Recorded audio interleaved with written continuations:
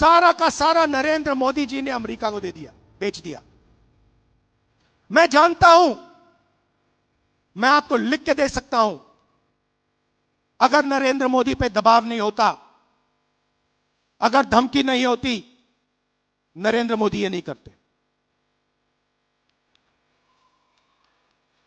ये जो किया है, हिंदुस्तान को जो बेचा है, ये अपनी छवि को बचाने के लिए, अपने राजनीतिक भविष्य को बचाने के लिए, धमकी से बचने के लिए किया है। मुझे एक चीज बता दो जो हिंदुस्तान ने लिया है, एक चीज बता दो। कुछ नहीं लिया। पहले से ज्यादा टैक्स हम देंगे। हमारा पहले कम टैक्स था, हमारा टैक्स बढ़ गया। हमें कोई इंपोर्ट की गारंटी नहीं दी।